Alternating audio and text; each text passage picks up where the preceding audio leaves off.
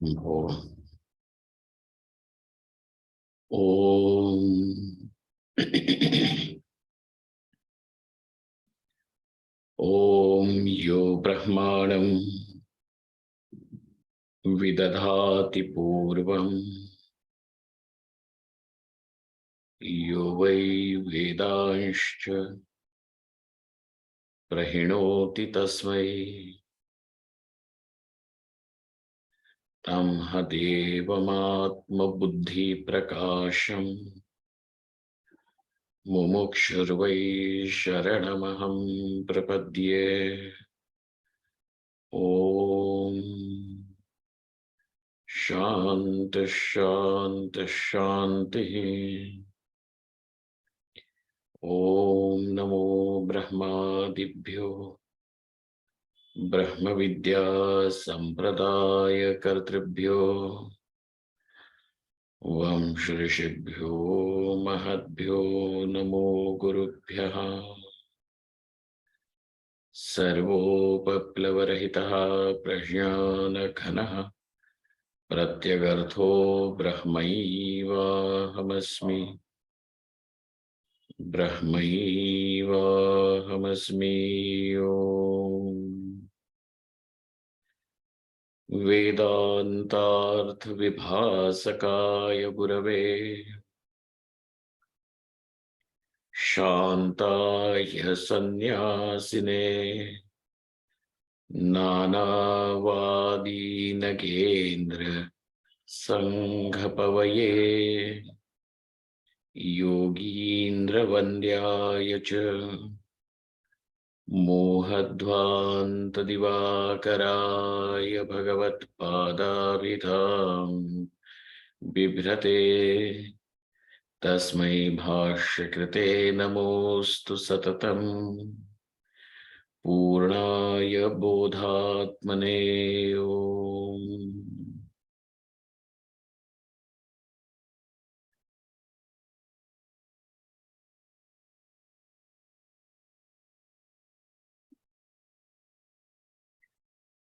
Since everybody is controlled by their inner disposition, and this disposition is something which comes along with the person, even the kind of body, the family, the surroundings in which he will be born is all determined by the karma. So as the result of Purvakrita karma, meaning as a result of the karma which the person already has done in the earlier lives, now in order to experience various joys and sorrows which are the result of those noble or ignoble karmas, Papa and Punya. Now he is going to get a body, a set of mind,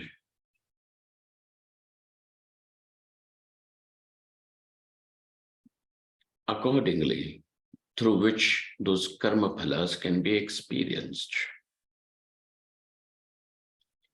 Another very important thing is the disposition of the person is also something which comes along with him as a result of those past impressions. We are all very well aware of this fact that how these impressions of our past play a very important role in conscious, subconscious ways in which we respond, emote, make decisions, etc. These impressions are due to the various karmas, meaning the Papa Punya, which dharma, adharma, following dharma, following adharma, the impressions are formed. And all of us then are in some way or the other like a puppet in the hands of these impressions, which will make him behave in the way that the person is behaving, emote in the way that he is emoting. Therefore, there was an obvious question which comes as since a person is controlled by those past impressions, where is this gap from where the person can now escape from this control? And what is the validity of those scriptures, which is in the nature of injunctions and prohibitions? Because any which ways you are going to do that what is going to be determined by your impressions. You are going to avoid even those things which is going to be determined by your past impressions. Then where is the possibility of these scriptural injunctions of do's and don'ts, dharma and adharma? The entire Shastra, the whole bulk of Karma Shastra, then is of no use. And in our present context, a question can be asked to Sri Krishna as Bhagavan, since everything is determined by these impressions, though a person takes credit, I am doing it, I make these decisions, I have done so and so forth, yet whatever he thinks, whatever he does is all from these past impressions. Then you saying that a person should follow Karma Yoga in order to evolve and become the right recipient for the knowledge which will destroy the ignorance, and destruction of ignorance is liberation. Where is there any window where a person can be free from the raga dveshas? How can that happen? And this is the point from where now Sri Krishna Bhagavan answers the question in a very cryptic manner. So now we have to understand what is the role of these impressions. The raga dveshas which will arise from these impressions are also inevitable. Impressions are already there with you. Raga dveshas will emerge out of these impressions. Likes and dislikes will come from there. And according to those likes and dislikes, your course of action will also follow. So everything seems to be there as a cause and effect. Impressions leading to raga dveshas leading to the various actions that we undertake. So where is that space? Just to put the teaching in a nutshell over here, which is going to follow in the shloka, next shloka, so that the conclusion can be easily understood. Those impressions are there And those impressions are going to give rise to raga and dvesha, and then followed by action. Sri Krishna Bhagavan says there is a gap where you can change. Though this is the nature of the person, even that also can change. There is a space. And what is that space? Now, when you are going to do any action, your criteria for action or response should not be because I like it, because I don't like it.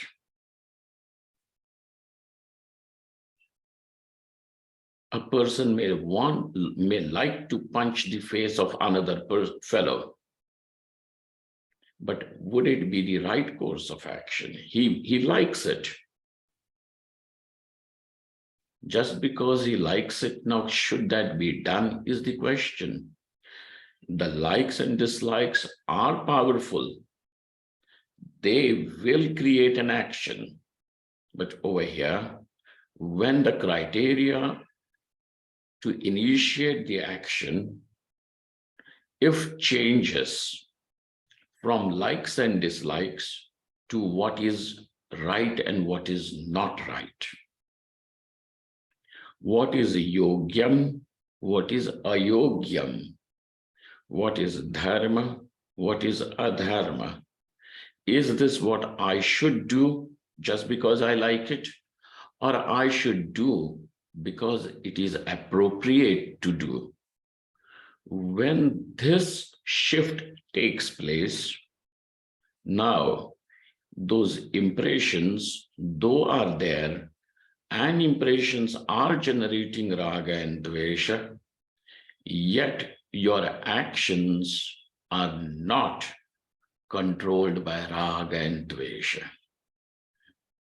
Therefore, now you are not going to be a person simply controlled by your impressions. And therefore, in order to know what is right, what is wrong, what should be done, what should not be done, the karma shastra, the dharma shastra becomes valid.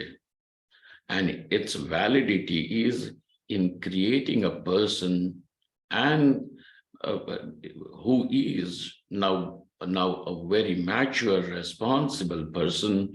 Along with that, his mumuksha, his desire for liberation now receives the right fuel. Thus, we have a way out. There is a window from where the raga dveshas can be controlled. And when the raga dveshas are not fueled by your actions, over a period of time, those raga dveshas will lose their effectiveness. More attention is paid to the raga dveshas, they become stronger. When you become a little indifferent to the raga dveshas, though something may be there just because you like it.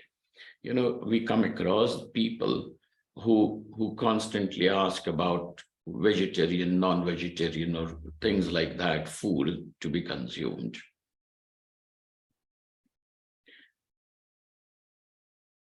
If you ask any non-vegetarian person, as why do you want to do that?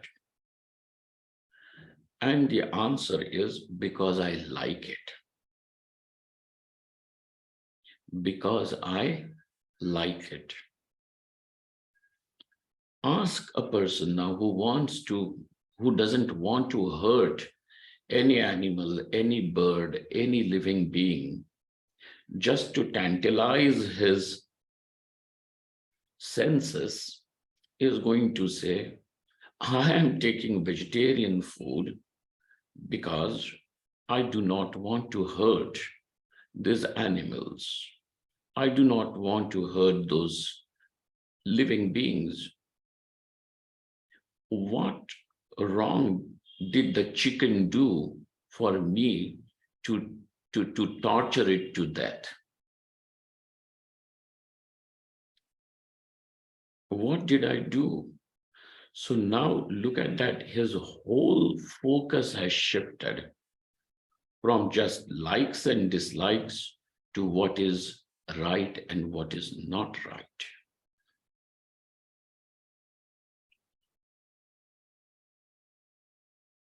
This is the freedom.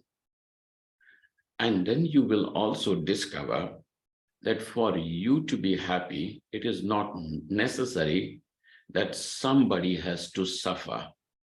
Some chicken or some other animal has to suffer because you want to be happy. Not at all. You can be happy even by feeding those birds and animals, by allowing them to live, not by killing them. Thus, here is a very clear example when people follow likes and dislikes, and when a person now follows what is right and what is not right.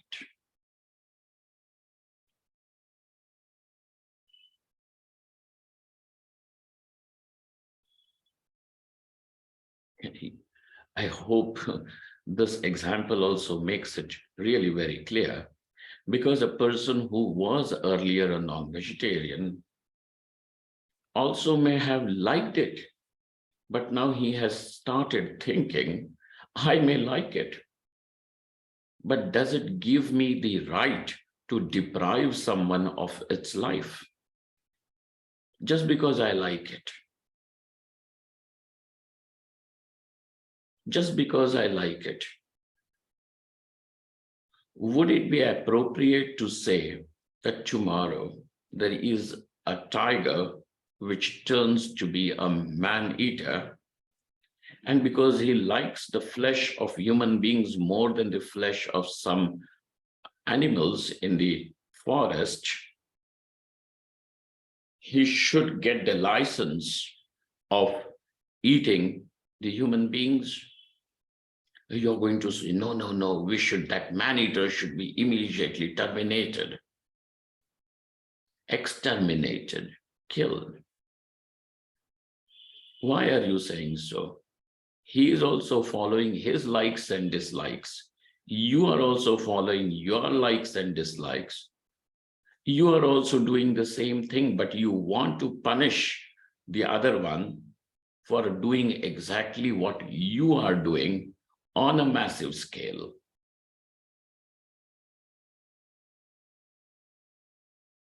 On a massive scale. Imagine a tiger putting up the advertisement boards everywhere. Delicious human meat, Chinese human meat, Indian human meat, you know.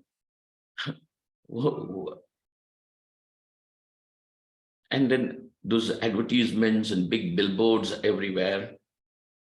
How would you feel?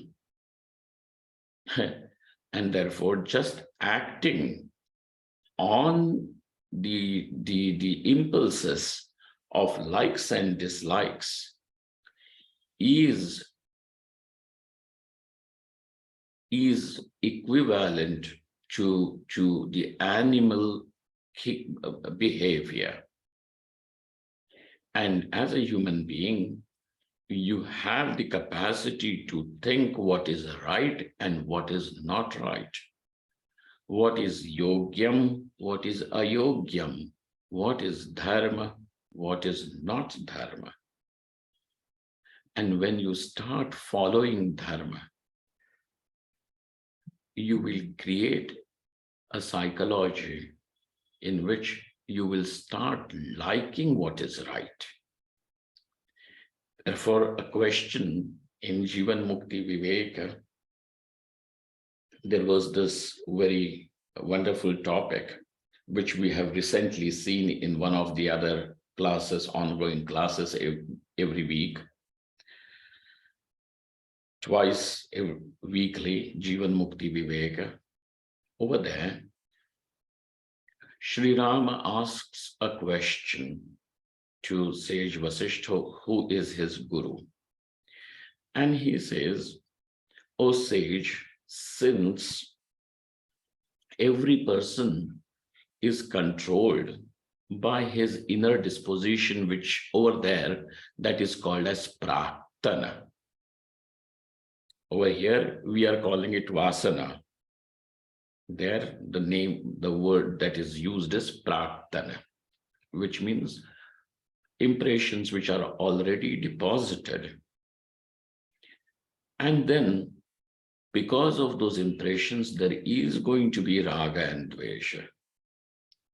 People are naturally going to follow their raga and dvesha. Actions are going to be the result of raga and dvesha. Then how do you think that, one may even develop the taste and inclination for spiritual life?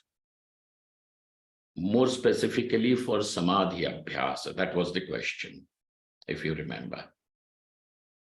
Some of you who are following it will remember. To which sage Vasishtha answered, he said, every person has these two streams of vasanas, okay? And then that word prarthana, translates as vasanas. There are two sets of vasanas, Shubha Vasana and Ashubha Vasana. Ashubha Vasana and Ashubha Vasana. Shubha Vasana means auspicious impressions, samskaras. And Ashubha Vasana means the inauspicious. And why are they called as inauspicious? Because they invariably push the person in the adharma, in those actions which can be now categorically said as to be actions which are prohibited by the scriptures. So that's why they are called as Ashubha Vasanas. And because those vasanas will prod the person, will push the person into the course of wrong actions, adharma, naturally, what is the result of papa or adharma? Suffering. Thus, he is building a future of suffering when he doesn't want it. So a person who follows adharma is going against his own existence. He doesn't require God to punish him for the sins. God will punish you for the sins, etc. is now a very simplified way of saying it for those who are not prepared to understand the whole logic.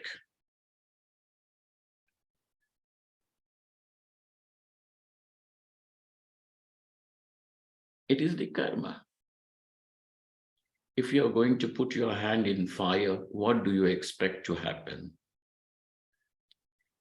It is going to burn and it is going to be painful. Therefore, a person who does not want a pain and doesn't want to get scorched and burnt, what should he do? Avoid that kind of an action which will cause pain. So also the result of papa karma is dukkham, So those who want to avoid that should then follow dharma. Why is following dharma difficult for people? Because of raga dveshas. Because for that person now, his likes and dislikes are so strong that he feels that following dharma is curbing his freedom, is curbing his freedom. So you tell a person that don't hurt that animal, and he is going to say, who are you to tell me? It's my freedom. I am free to do that. You are asking me to eat this vegetarian food. I can't take this. I don't want to eat. I want to eat an animal. Now he feels his freedom is taken away when something like this is told. But why does he feel his freedom is taken away? Only because he has such a strong liking towards it that he cannot even tolerate a suggestion like this, which he feels is against his freedom. If you have your freedom, then is it not also you exercising your freedom to allow some animal or a bird to live happily? Is it also not your freedom to discover that you can be happy even without hurting someone? But that person is not ready to take it. He is so heavily influenced by his own likes and dislikes that he now revolts against it. Revolts against it. Therefore, sage Vasishtha said, we have these two streams, Shubhavasana and Ashubhavasana. And he says to Sri Rama, the Shubhavasana, the auspicious vasana, is not going to become an impediment in your journey to your freedom, to liberation. Then what is the problem? Where is the problem? The Ashubhavasana is the problem. Shubhavasana is not your problem. Shubhavasana will naturally take you to a pious life, culminating in knowledge and finally absorption in samadhi. Shubhavasana is not your problem at all. And therefore, wherever there is a Shubhavasana, that needs to be controlled. Therefore, if there is dharma samskara, that dharma samskara is not a problem. Raga and dvesha arising out of dharma is not going to be a problem. But out of the adharma samskaras, the raga dveshas which are coming is going to be a problem. Okay. Now let us take yet another example, which is a little, what do they call, a bold example, but I hope we are all adults to understand and appreciate it. There is a married person, and for him, it is appropriate that he loves and respects the woman that he is married to. So for him to have the raga, for him to have that raga in his wife is something out of dharma. The love, affection, and respect that he should have for his wife is dharma. And his dislike to seek another or other women is the kind of, he doesn't want to do it, he would avoid it. I do not want to do this. I don't want to create a mess. I have my own wife to love. She is waiting for me. I can share my heart and feelings to her. Why should I do anything that is not appropriate? Now, this raga and dvesha arising out of the dharma samskara is not a problem at all. He doesn't hate other women. He hates, if there is anything, he would hate any pravritti, any kind of behavior which is untowardly. So for him, he is okay. Now, this dharma samskara is not a problem, but the adharma samskara would mean, now not only my wife, my neighbor's wife, this and that, and other women, they are also women, so what is wrong? And I'm a man, I should be chasing all women, and more women that I have, it is a feather in my cap. So this Casanova thinks that it is a big deal. And this is adharma. So raga and dvesha arising out of adharma is a problem. Raga and dvesha, so in dharma samskaras, the dvesha, etc., it gets dissolved. But the dharma samskaras cannot become a problem. The vasanas due to dharma is not going to be a problem.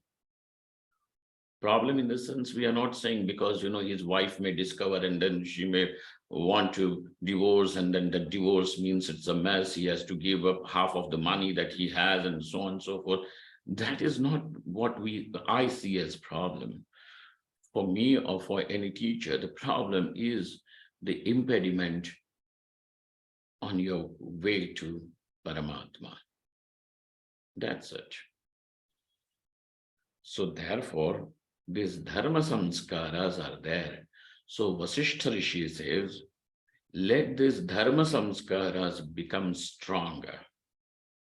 When the dharma samskaras become stronger, naturally the adharma samskaras will wean away, will wither away, will fall away. And this is the transformation of a person. Where does the transformation take place? It is here. Between the raga dvesha and the action. I remember one of the great teachers, contemporary teachers, said a very, very, very profound thing. He said that before you say something or do anything, pause for a moment. There is not going to be a great loss if your response comes with a little delay. But if your response comes from the raga dveshas, there will be a greater loss. In fact, your response that will come through your discrimination will be your protection, will become your armor. Never forget this. People have this as, this part of that verse as their slogan, where they continuously say, Dharmo rakshati rakshitaha. You remember? Dharmo rakshati rakshitaha. Which means dharma which is protected by a person protects the person.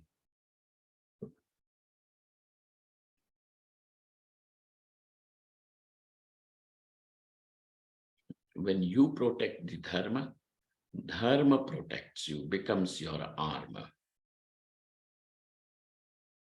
If a person responds simply out of his instincts and his impulses, it may become a problem.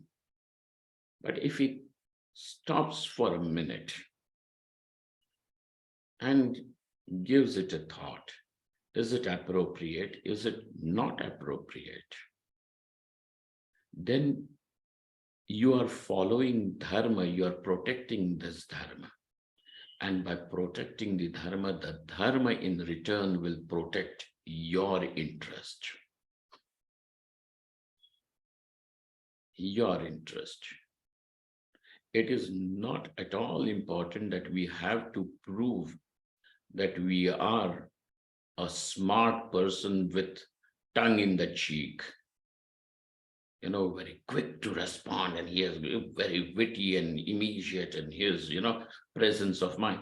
And that kind of a response that you give, just arising out of raga and dvesha, very often it may be witty, but also it can be very hurtful.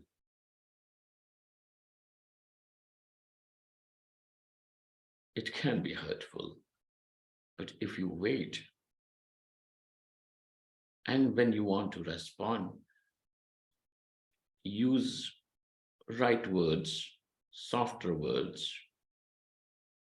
then by that time, the first wave of the raga and dvesha, which was going to make you respond in a different way, also gets subsided.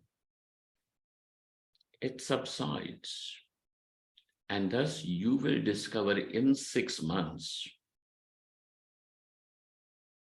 that how much change has come in you. This change is what is expected by Sri Krishna when he is saying, yes, there is space.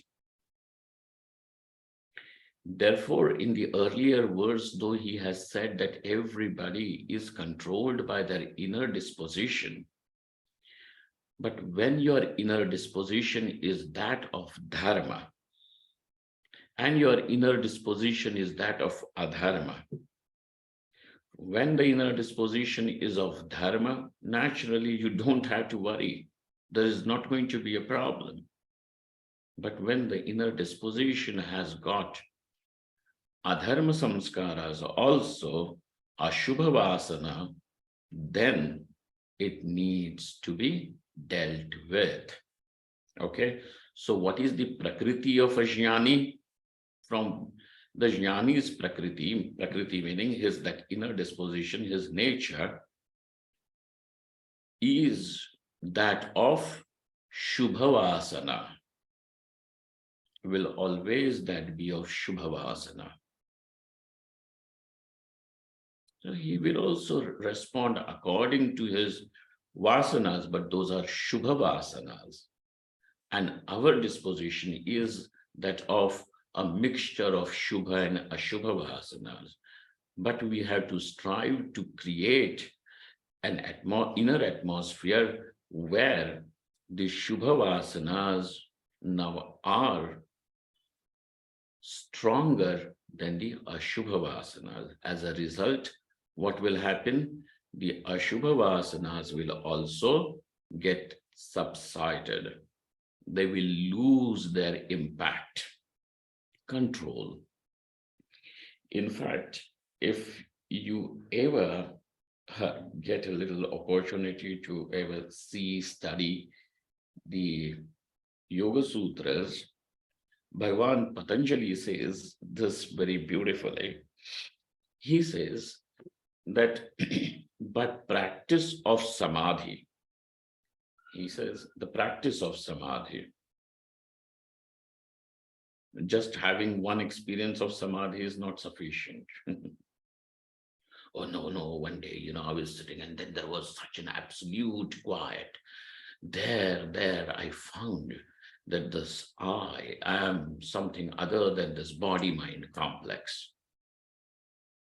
This fellow is now enlightened. Now he goes about telling everybody, as if he has got some license from the government to do that job.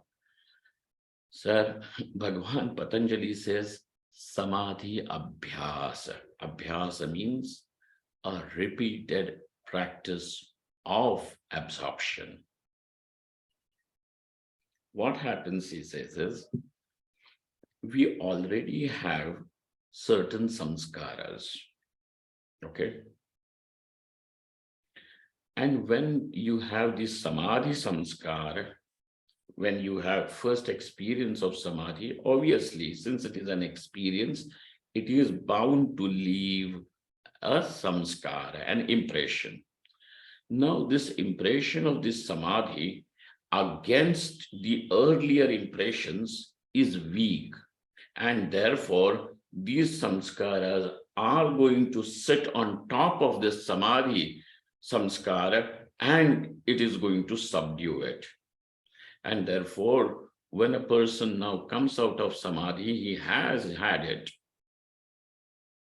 But now the earlier samskaras will again take over, and then he will, as if that knowledge, that experience is somewhere just lost. Therefore, now Patanjali Bhagavan says that again and again, Abhyasa Vairagyabhyam Tan Nirodha.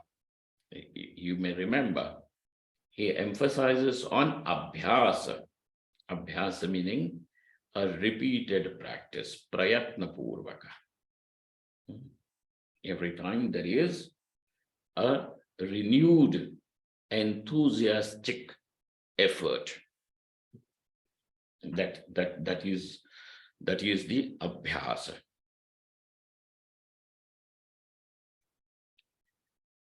There, when practicing samadhi again and again, now the samadhi samskaras also start gathering their own strength.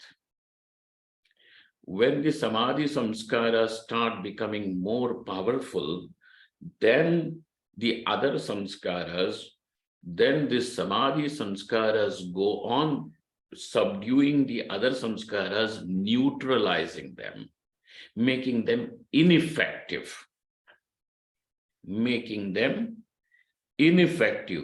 And thus, for a yogi also, when the samadhi samskara becomes so powerful that the other samskaras lose their grip, then the viveka khyati remains aviplava. This viveka, that this Atma is Brahman, untouched, asangaha, unattached. This knowledge remains undisturbed even during the transactional mode of our life. Even when you are transacting with the world, and when the world and this prarabdha presents, sukha and dukkha also, this knowledge never gets disturbed. Why? Because this samskara is powerful now, and it has neutralized the other samskaras. When this happens, so what is the point of having the samadhi abhyasa? The practice of samadhi is only to neutralize, subdue the impact of other ashubha samskaras. Got it? Then, a little furthermore, he says, now that samadhi samskara also has finished its job. What was the job of the samadhi samskaras? To subdue these other samskaras. Now that is done. And then arises the samadhi, which is called as nirbija samadhi. wherein now this samadhi experience of the samadhi also doesn't need to leave an impression behind. Nirbija samadhi. This nirbija samadhi is actually called as yoga.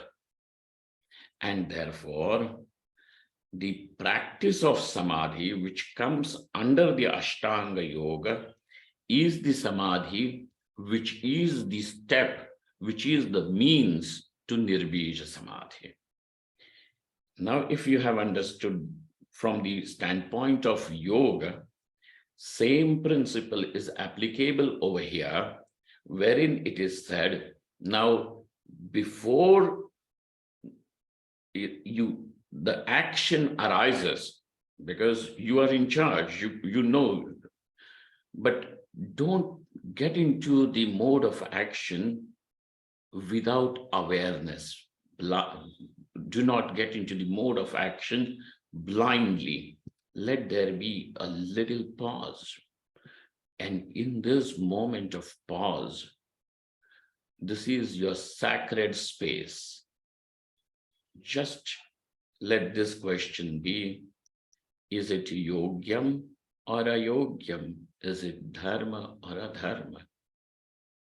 Is it appropriate or not? And then those papa samskaras will then start losing their impact. And thus the psychology of a person undergoes a transformation.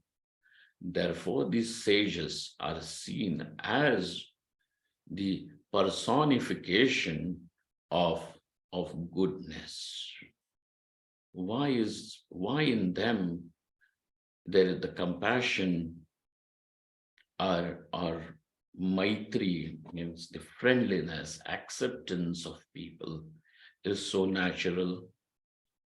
Because the dharma samskaras are now ruling the psychology, not the adharma samskaras. But when did this happen, and from where did it start happening? From this little gap, from this moment where you said, is it right, is it not? And therefore, in the scriptures which are telling you what is right, what is not right, have validity. They do not become invalid, though everybody is controlled by their own prakriti. You understand? This is what is being said in this particular verse number 34. So let's read the verse and understand it as Bhagwan Bhashyakara and Shankaranandji Maharaj tells us. Indriyasya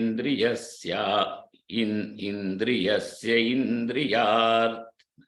How is this? Indriyasyarthe ragadveshau vyavasthitau tayornavashamagache tau yasya paripanthinau.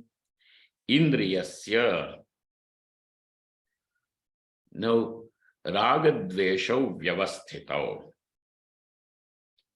Vyavasthitau means the raga and dvesha are sthita, avasthita. They are already sitting. Vishesha rupena vyavasthitau.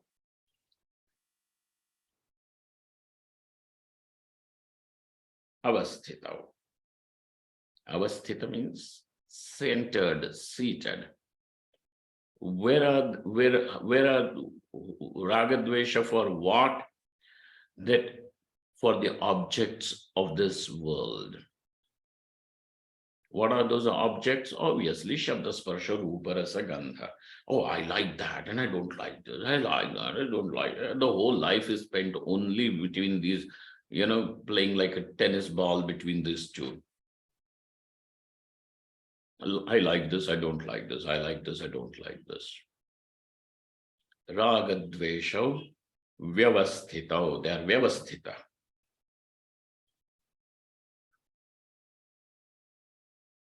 Indriyasya ragadvesho. The senses have their own ragadvesha. Each person will have. It means, and for what? For somebody likes that kind of a food, somebody likes this kind of, and both of them now are at loggerheads. Which is the best food? And which is best means what? That what you like, you are bound to call it as good. You understand? Indriyasya indriyasyarthe ragadvesho vyavasthitau tayorna vashamagachet. Do not come under the control of these raga and dveshas. Do not come under the spell of this raga and dvesha. Vasham na agachet. उनके वश मत होना. कब नहीं वश होंगे उनके? जब कर्म करने से पूर्व योग्यता का विचार करोगे तब. तयोर्नवशमागच्छेत्. Why should I not be controlled by my likes and dislikes? Obviously, my actions are, I will do what I like, I will not do what I don't like. Hey, tau hi asya paripanthinau, asya mumukshoho. These ragadveshas are the paripanthinau. Paripanthinau means the robbers on the path. They will loot away. They are the robbers on the path of moksha for this person. This person means which person? For a mumukshu. Obviously, he who is not a mumukshu, for him, this is not at all a question. He says, oh, what moksha and all? I'm going to do what I like. And I don't like you telling me this, so please keep quiet. That's why you don't go tell people unless and until they have asked for it. So also you learn from Bhagavad Gita, let us learn at least this one lesson, that even though Arjuna is Shri Krishna's very dear friend, Arjuna is ready to lay his life for Shri Krishna, and Shri Krishna also responds in the same manner. If you remember the battle of Bhagavad Gita, it is said, when the arrows were shot at Arjuna, Arjuna was not injured at all, but Shri Krishna's body was injured and there were wounds all over because Shri Krishna would stand in between and take those arrows, on his chest and body, protecting Arjuna. Shri Krishna is, because he is responding in the way Arjuna is dedicated to Shri Krishna.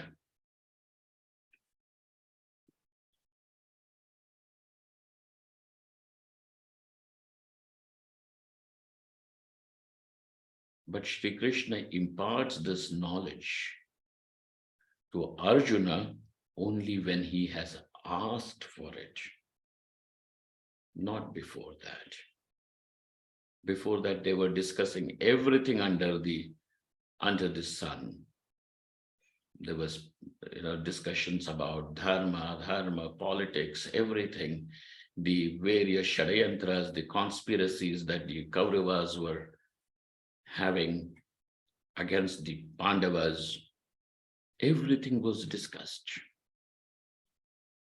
But never Shri Krishna discussed this. And it was only when Arjuna asked, it was given. Not that Shri Krishna was waiting for Arjuna to fall on the knees or anything. No. When it is given, when a person doesn't want, it will be rejected. And that rejection is nothing to do with you. In fact, this person then when in the real need of, when in the time of his real need, when the same knowledge is reiterated, he will not have any respect for it.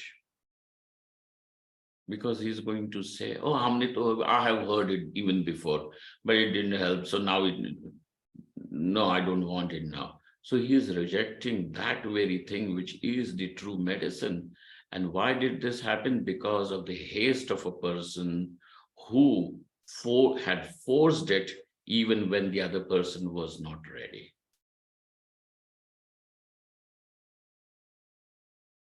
So if you have true compassion, wait. There is no need to push this knowledge. Show it in someone's face just like that. No need. Wait, have patience. That's why the Upanishad is also called as Rahasya Vidya.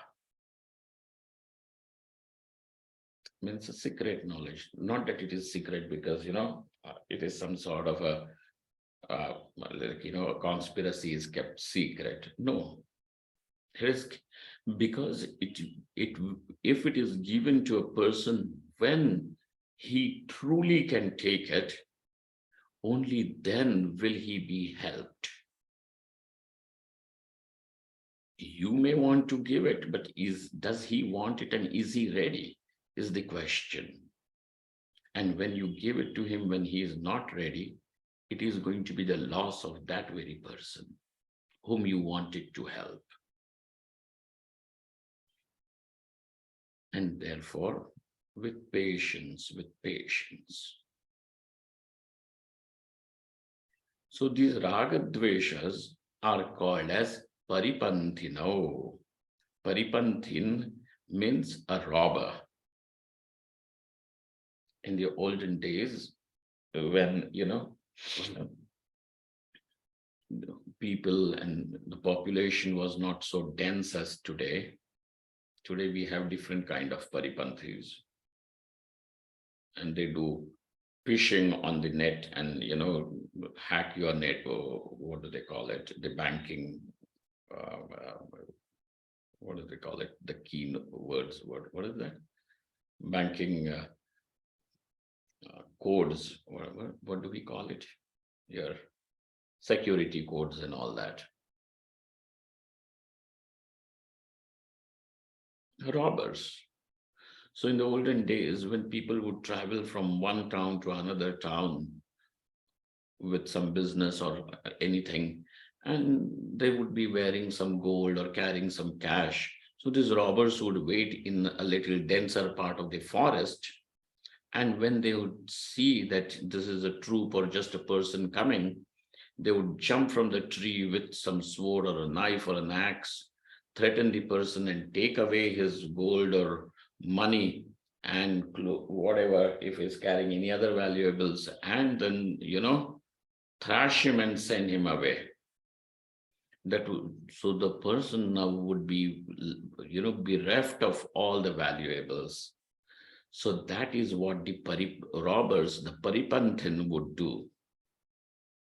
Exactly like this, the raga dveshas also take away your spiritual strength.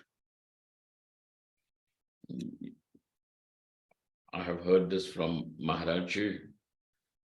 Udiya Baba used to say that whatever strength, whatever that you have gathered through your sadhana of 3 days of meditation or japa or, shravana, etc., the spiritual strength that you have gathered through your spiritual practice for 3 days is immediately taken away, reduced to ashes by a fit of anger, which may even last for 3 minutes.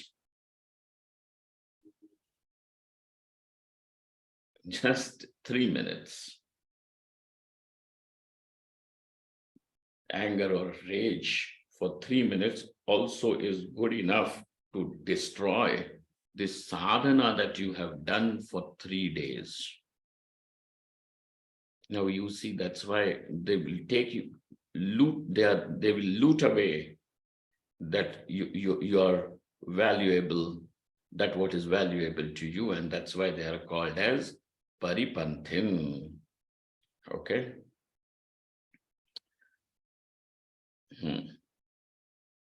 They are called as paripanthin, robbers. Okay, so I think we are done with this shloka, but whatever had to be said by Bhagwan Bhashyakara, etc., is now there with you. I have framed it in whatever the way I could understand and bring it to you. And so, indriyasyarthe ragadveshau vyavasthitau tayorna vashamagached tau vihasya paripanthinau. This is what we have seen today. Now, and therefore, the Shastra is valid. The Vidhinishedha Shastra is valid, though each one of us is controlled by his own prakriti. Okay. Om Purnamadaha Purnamidam Purnaat Purnamudachyate Purnasya Purnamadaya Purnameva Vashishyate. Om Shanta Shanta Shanti. Shankaram Shankaracharyam Keshavam Badarayanam Sutra Bhashyakritau Vande Bhagavantau Punah Punaha Ishvaro Gururatmeti Murti Bheda Vibhagine Vyomavadvyapta Dehaya Dakshina Murtaye Namaha. Om. Thank you all. Thank you very much.